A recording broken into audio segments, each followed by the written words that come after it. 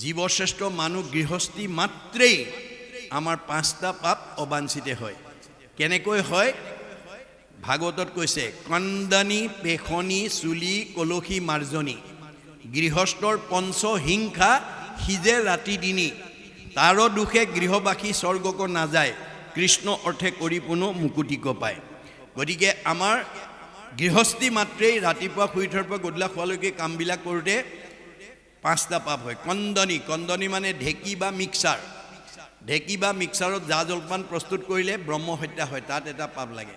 পেখনি পতাত মছলা পিছা, আদা পিছা, জলকীয়া পিচি, নহৰু পিচি অন্ন তৈয়াৰ কৰে, তাত ব্ৰহ্ম হত্যা হয়, তাতো এটা পাপ লাগে। চুলি জুহালত গেছত ৰন্ধনশালাত অন্ন তৈয়াৰ কৰোঁতে তাতো ব্ৰহ্ম হত্যা হয়, তাতো পাপ লাগে। কলসী কলহ বা কোনো পাত্ৰত পানী আনিলে চকুৰে মনিব নোৱাৰা জীৱাণু আহে, গৰম কৰি মাৰি পেলোৱা হয়, তাতো ব্ৰহ্ম হত্যা হয়, তাতো পাপ লাগে। মাৰ্জনী ঠাইঘৰ মচোতে সাৰোতে সূতা বাঢ়নি জাৰুত লাগি চকুৰে মনিব নোৱাৰা পোক পৰুৱা মৰে, মচি আনোতে হাতৰ লগত মানে চকুৰে মনিব নোৱাৰা গুৰি পোৰা বা অন্যান্য তেনেকুৱা জীৱ জন্তু মৰি যায়, মানে প্ৰাণী মৰি যায়, তাৰ কাৰণে আমাৰ 5টা পাপ। তাৰো দুখে গৃহবাসী স্বৰ্গক নাযায়। এই যে আমাৰ প্ৰত্যেক গৃহস্থী ঘৰত যে এই 5টা পাপ আমাৰ হৈ আছে, সেই 5টা পাপৰ কাৰণে আমাৰ ঘৰখনত বাস কৰি থকা জীৱকেইটা বৈকুণ্ঠ দূৰৰ কথা, স্বৰ্গলৈকে যাব নোৱাৰে, কিন্তু কৃষ্ণ অৰ্থে কৰি পুনো মুকুতিক পায়।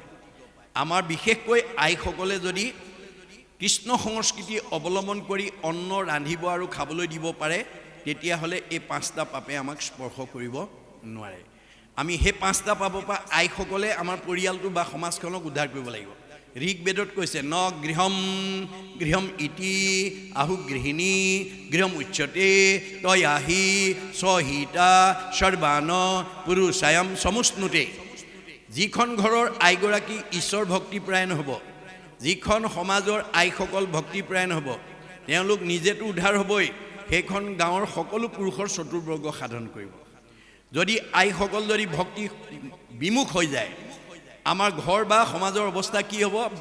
আমাৰ মহাভাৰতৰ বন পৰ্বত কৈছে, জৈছ ভাৰ্যা গৃহে নাস্তি সাধিসা কুইন চাৰিতা অৰণ্যং তেন গন্তব্যং যথা অৰণ্যং তথা গৃহম। যিখন ঘৰৰ আইগৰাকী ভক্তি বিমুখী হয়, যিখন সমাজৰ আইসকল ভক্তি বিমুখী হয়, ঘৰ গুচি বাঁহতল হ'ব। আইসকলৰ ইমান শক্তি আছে, বেদে কৈছে, ভগৱানে কৈছে যে ইচ্ছা কৰিলে ঘৰ গুচি বৈকুণ্ঠলৈ উত্তৰণ কৰিব আৰু ইচ্ছা কৰিলে ঘৰ গুচি বাঁহতল কৰিব পাৰে। আমিতো বাঁহতল হোৱাটো কোনেও নিবিচাৰোঁ, আমি বৈকুণ্ঠ হোৱাটো বিচাৰোঁ। এতিয়া বৈকুণ্ঠ হ'বলৈ হ'লে আইসকলে এই ভাগৱতৰ নীতি আদৰ্শবিলাক মানি চলিব লাগিব। আৰু গীতাত আমাৰ আইসকলে এখন ঘৰ, এটা পৰিয়াল, এখন সমাজ, এটা পৰিৱেশ সুন্দৰকৈ পৰিচালনা কৰিবৰ কাৰণে আইসকলৰ গাত 5টা সদ্গুণ থাকিব লাগে বুলি কৈছে দেই। 7টা সদ্গুণ থাকিব লাগে। আজি ইয়াত বহি থকা আইসকলৰ কাৰোবাৰ গাত যদি 7টা সদ্গুণ আছে, ভাগ্যৱতী মহিলা দেই। যদি নাই, পূৰা কৰি ল'ব। মই কৈ থৈ যাওঁ, গীতাত কৃষ্ণই অৰ্জুনক কোৱাৰ চলেৰে আমাক কৈছে যে আমাৰ আইসকলৰ ঘৰখন সুন্দৰকৈ পৰিচালনা কৰিবৰ কাৰণে, পৰিৱেশটো পৰিচালনা কৰিবৰ কাৰণে, সমাজখন পৰিচালনা কৰিবৰ কাৰণে কি 7টা গুণ লাগে। এই 7টা গুণ নথকা আয়ে কেতিয়াও ঘৰ বা পৰিয়ালক সুন্দৰকৈ পৰিচালনা কৰিব নোৱাৰে। এইটো বেদৰ মত, অৰ্থাৎ ভগৱানে কৈছে। কি 1 নম্বৰ কীৰ্তি, চিৰি বা কৈশ্য, নাৰী নাং, ধীতি, মেধা, ক্ষমা, স্মৃতি। এই 7টা আপোনালোকে শুনি আনন্দ পাব। আপোনালোকৰ আশীৰ্বাদ শিৰত লৈ একেবাৰে শদিয়াৰ পৰা ধুবুৰীলৈকে বিভিন্ন ডিষ্ট্ৰিক্টত গুৰুজনাৰ এই ধৰ্ম আদৰ্শ প্ৰচাৰ প্ৰসাৰ কৰি আমি এটা শুভ লক্ষণ দেখা পাইছোঁ। সেইটো হৈছে কি, আজিকালি যিকোনো অনুষ্ঠানত মানে ভাগৱত পাঠ ব্যাখ্যাই বোলক, নাম প্ৰসংগই বোলক বা অন্যান্য ধৰ্মালোচনী সভাই বোলক, তালৈ আমাৰ পুৰুষতকৈ মহিলাৰ উপস্থিতিটো বেছি। আজি যদি অংক কৰে সেইটো উত্তৰে পাব আপোনালোকে। আজিৰ অনুষ্ঠানটোত মহিলাৰ সংখ্যা বেছি, এইটো শুভ লক্ষণ দেই। যদি আমাৰ মহিলাসকলক আমি ঈশ্বৰ ভক্তি প্ৰায়ণ কৰিব পাৰোঁ, তৃণমূল ঘৰখনৰ পৰা সমাজখনৰ উন্নয়ন হ'ব। মনত ৰাখিব কথাটো। গতিকে 1 নম্বৰ গুণটো হৈছে কীৰ্তি। আইসকলে কৰা কামবিলাক আনৰ প্ৰশংসনীয় হ'ব লাগে।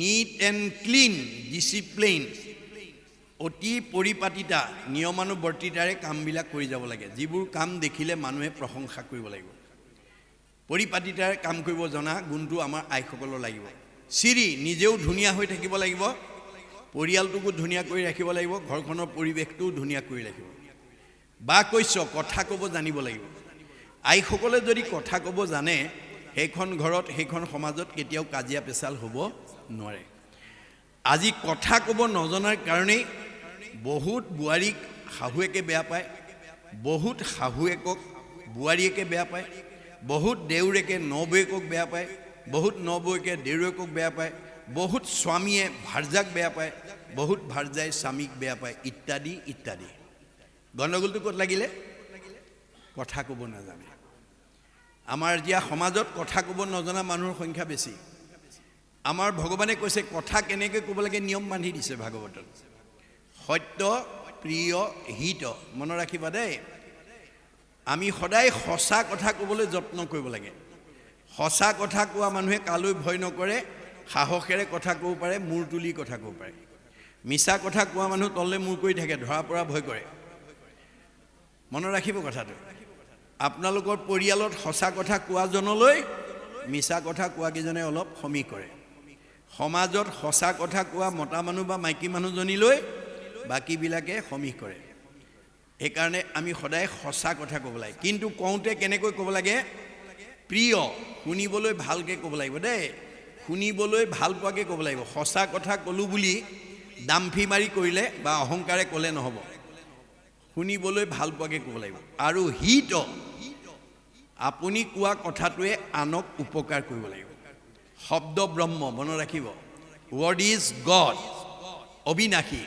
আপুনি ধেমালিতেও ল'ৰা ছোৱালীক খাও খপনি নিদিব ধেমালিতেও ছোৱালীজনী বৰ বদমাছ ল'ৰাটো বৰ দুষ্ট বুলি নক'ব প্ৰতিক্ৰিয়া কৰি দিব শব্দৰ যিটো উদ্দেশ্যত ক'ব সেই প্ৰতিক্ৰিয়া কৰি দিব মনত ৰাখিব কথাটো এতিয়া আমাৰ দাৰ্শনিক পণ্ডিত শিক্ষাবিদ পণ্ডিত মনস্তাত্ত্বিক পণ্ডিত আমাৰ গুৰুজনাই এই কথা কৈছে যে আমি কথাটো কওঁতে সাৱধান হ'ব লাগিব যাতে মোৰ কথাই আনক আঘাত দিব নালাগিব কাক দিব চবতে ময়ে আছোঁ বুলি কৈছে আপুনি আপোনাৰ কথাই তেওঁ ভগৱানকে আঘাত দিব অন্যায় কৰিব দুখ দিব কষ্ট দিব আকৌ ভগৱানে আপোনাক ভালকৈ নহ'ব এই নিয়মটো জানিব লাগিব যে আনৰ আঘাত পোৱাকৈ যাতে আমি কোনো কথা ক'ব লগা নহয় এই কথা নাজানি আজি আমাৰ বহুত পৰিয়ালত শাহুৱেকে কেতিয়াবা বোৱাৰীয়েকক একেবাৰে বেয়াকৈ কৈ পেলাই লগৰজনীক কয় বোলে আজি একদম বোৱাৰীক ঠিকছে দি দিছোঁ হাড়লৈকে ভেজাই দিছোঁ ভগৱানে কয় কাক দিলা বোৱাৰী দেহত দেখোন ময়ে আছিলোঁ বহুত বোৱাৰীয়ে শাহুৱেকক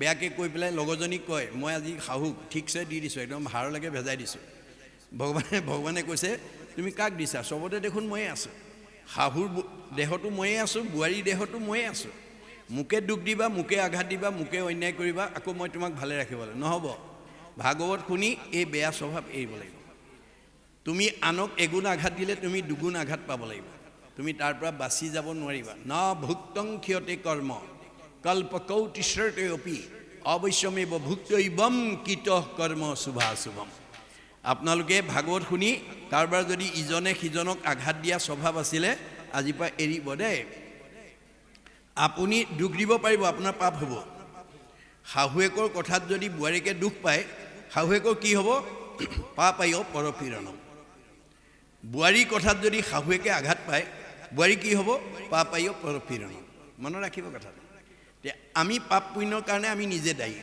আমাৰ কৰ্ম দায়ী আৰু তাৰ কাৰণে আমি শাস্তি ভুগিব লাগিব কৰে শুভা শুভ কৰ্ম গুণৰ ইচ্ছাই কৰ্মফলে জীৱে সুখ দুখ পায় আমাৰ সুখ আৰু দুখটো কৰ্মফলৰ লগত জড়িত হৈ আছে গতিকে আমি বেয়া এৰি ভাল ল'বৰ কাৰণে ভাগৱত শুনিবলৈ আহিব লাগে এয়া হৈছে মানে বাক্যৰ সদাচাৰ মনৰ সদাচাৰ ইজনৰ প্ৰতি সিজনৰ মৰম চেনেহটো থাকিব লাগিব দয়া প্ৰেম কৰোণা গমন সদাচাৰ ভৰিকেইটা আমাক যাব দিছে মানুহ মাত্ৰেই অকল অসমৰ বা ভাৰতৰ বা সংঘ অনাসংঘ বা কোনো জাতি জনগোষ্ঠীৰ কাৰণে নহয় ভৰিকেইটা ভগৱন্তই মানুহক দিছে যাবৰ কাৰণে গমন কৰিবৰ কাৰণে দিলে বুলিয়ে অগম্যা গমন কৰিলে নহ'ব কিন্তু ভগৱন্তই ভৰিকেইটা ক'লৈ যাব লাগিব ক'লৈ যাব নালাগে ভাগৱতত নিয়ম মানি দিছে আৰু এইটো কোনো জাতি জনগোষ্ঠী বা সমাজৰ কাৰণে নহয় বিশ্বৰ মানৱৰ কাৰণে এতিয়া প্ৰথম আমাৰ ভৰিকেইটা ক'লৈ যাব নালাগিব কলি থকা ঠাইলৈ য'ত জুৱা পাশা মদ্যপান পৰস্ত্ৰী আৰু হিংসা ধৰ্ম এইবিলাক ঠাইলৈ আমাৰ ভৰিকেইটা যাব নালাগিব